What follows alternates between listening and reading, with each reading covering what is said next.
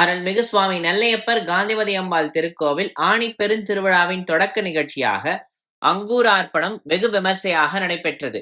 கோயிலின் வெளித்தெப்பக்கரையில் அமைந்துள்ள அங்கூர விநாயகர் முன்னிருந்து பிடிமண் எடுத்து தங்கப்பல்லக்கில் ஊர்வலமாக கோவிலுக்கு கொண்டு செல்லப்பட்டது. தமிழகத்தில் பிரசித்தி பெற்ற சிவ ஆலயங்களில் ஒன்றான திருநெல்வேலி சுவாமி நெல்லையப்பர் காந்திமதி அம்பாள் திருக்கோவில் ஆணி பெருந்திருவிழா வரும் 21ஆம் தேதி கொடியேற்றத்துடன் துவங்கி 10 நாட்கள் நடைபெறவிருக்கின்றது.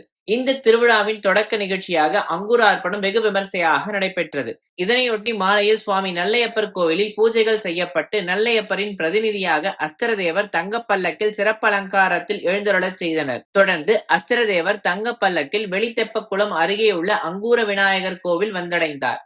அங்கு அங்கூர விநாயகரிடம் பகவத் பிரார்த்தனை சங்கல்பம் செய்து ஆசி கோரும் நிகழ்வு நடைபெற்றது. தொடர்ந்து எடுத்து வரப்பட்ட மண்ணிற்கு அர்ச்சனை, அபிஷேகம், பூஜைகள் செய்யப்பட்டது.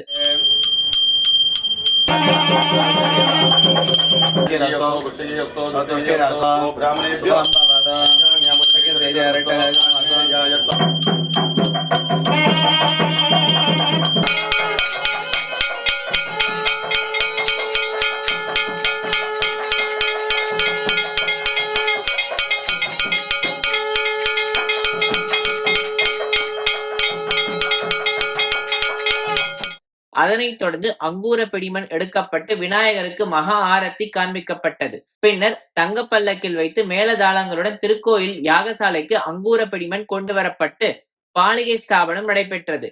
தொடர்ந்து சுவாமி நெல்லையப்பர் காந்திமதி அம்பாளுக்கு திருக்காப்பு கட்டும் நிகழ்ச்சியும் மகா தீபாரதனையும் நடைபெற்றது. இந்த நிகழ்ச்சியில் ஏராளமான பக்தர்கள் கலந்து கொண்டு சுவாமி தரிசனம் செய்தனர்.